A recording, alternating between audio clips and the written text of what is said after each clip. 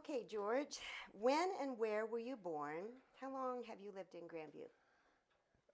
I was born at White Cross Hospital here in Columbus in February of 1946 and have basically lived in Grandview or the Columbus area my entire life. So 69 years now. And for 15 or 20 years, I lived up in the Dublin area and had kids go to Dublin, Scioto High School, et cetera, and then we moved back to Grandview. So I've been back now for 10 years or so. Now, can I ask you why you moved back to Grandview? I wanted to move south, and my wife wanted to move to Grandview. I was thinking more of South Carolina. So you see who won. And talk about the house you're living in right now.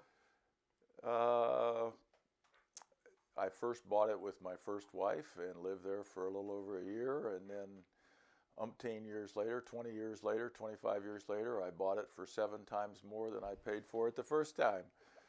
So the real estate market in Grandview has done very well. How's the community changed over the years since you've been in high school? Well, I've most noted the change having moved away and then moved back. And I think the community itself is pretty much the same, obviously different faces. The main change that I've seen is the Grandview Avenue area, which has gone from the hardware stores kind of thing to more of a social area, hippie, not hippie, but hip area. A lot of activity that you didn't see there when we were in high school. It was people going in and out of the hardware store or whatever, but now there's people, sitting at tables in front of staffs, eating. Their nightlife there, more nightlife, people walking around at night, which I think is good for the community, and it's an attraction for the community. What was high school like when you were there? I think it's pretty much the same as it is now. Don't have that big study hall. They don't have the big study hall. You're right. But from what I can see when I go back, I mean, everything, the plant is basically the same. The lunchrooms changed a little bit. The band rooms changed a little bit. They've added on here and there to improve the facilities. The middle school's been added on to. The main change that I see is that they've consolidated the 2 elementary schools into one, and so the kids get to know each other starting in kindergarten. And when I was in school, and I'm sort of assuming it's the same way, as Adam has grown up, with the same kids primarily, that you go all the way through high school with the kids that you start in kindergarten with.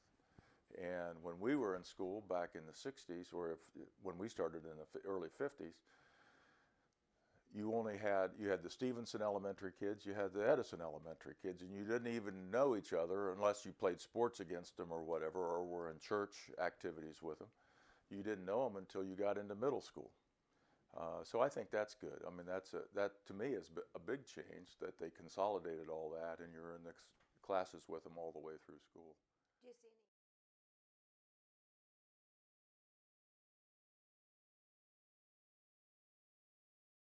You were in a lot of different organizations and activities. Talk about those. Well, as I've been thinking about it, I think 90% of my time was taken up by sports. When I never went to gym class until my senior year, and it was sort of a shock that, because I didn't run track or play tennis my senior year in the spring. I had always been in sports, fall, winter, spring. And if you were in sports, you didn't have to go to gym. So you didn't get sweaty during the day and you have to take a shower at the locker room, et cetera. And all of a sudden, my senior year, I had to go to gym. And I thought, wow, this is a bummer. But Uh, every night after school, I was at a practice. You know, it'd be football to start with, and then football. We'd end on a Friday on football, and Saturday or Sunday we'd be at basketball practice because basketball practice had already started with the people that were not playing football. And then right after basketball, we'd be in track or tennis. Um, and if you weren't going to practice, you were getting ready because you had a game that night. And sometimes basketball, we had 2 games a weekend. We'd have games on Friday and Saturday night. Now they have games during the week. We never had games during the week unless it was in the tournaments, that's a change that I've seen in the high schools over the last 15 or 20 years. They have a game on, their schedule's like Tuesday and Friday or Tuesday and Saturday. And I think part of that is because of girls basketball, because they have to have the girls varsity games on some of the nights, so that's Friday or Saturday night. So we didn't have inter school girls basketball. They couldn't even go over half court. We'd watch them. We were up on the balcony watching the girls play basketball. We go, what are they doing? But so that's been a change, and that's primarily my activities.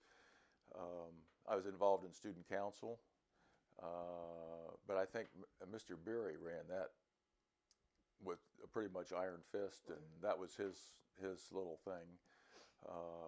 We did things, but it wasn't as time consuming as the athletics were. And I wish at times, one of the questions is, are there things you wish you could have done? And as I think back, I wish I could have done more other activities. Like I was in a play in the spring of my senior year with Mr. Rogers, and I enjoyed that. But up to then, I hadn't had a chance to do any of that because of all the conflicts with all the other sports activities. You need a longer day.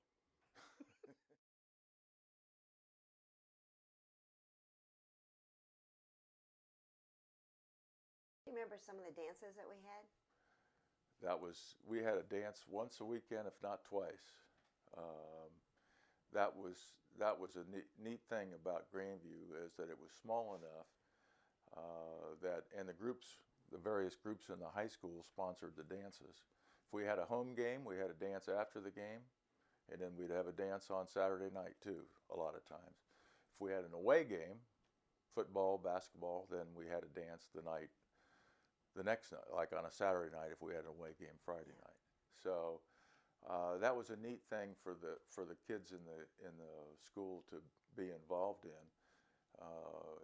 After a while, it got, not when we were in school, but my impression is after several years, it got to be a problem with kids from outside schools coming in, and fights, and drugs became involved, or drinking became involved, and all of a sudden it got shut down. And I was disappointed to hear that, because those were neat times with the whole school.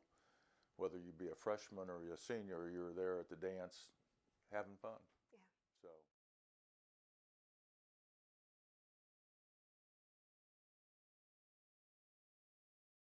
What did you typically wear to school?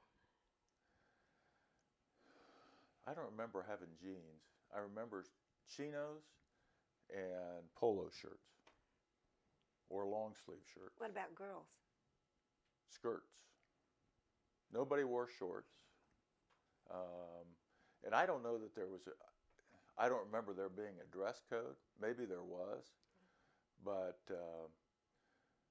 I just remember wearing chinos and sneakers, or even dress shoes at times, and polo shirts or long sleeve shirts, and I don't remember ever wearing What about shorts. hairstyles? Well, I went from a crew cut to longer hair, and a few people had longer hair, but the long hair that I had later on in law school, etc., didn't come into fashion until after we were in school. So, Yeah. I think they were pretty, I mean, short hair, pretty short hair, fairly short hair. Yeah.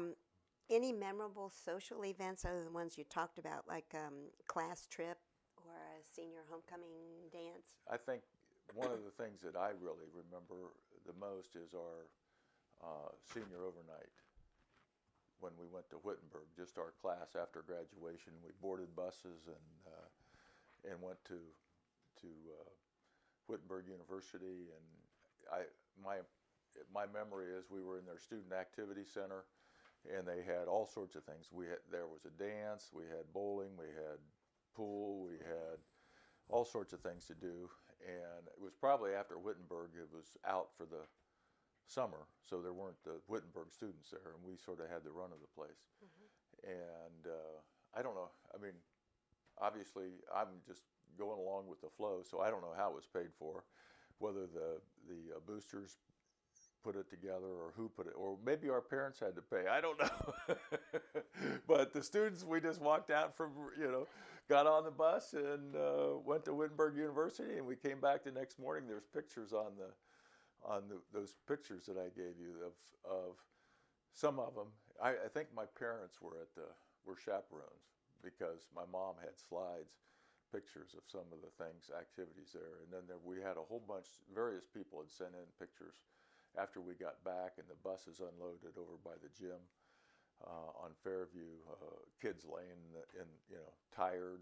We had been up all night long after graduation, and so that's probably one of my favorite memories from the end of high school.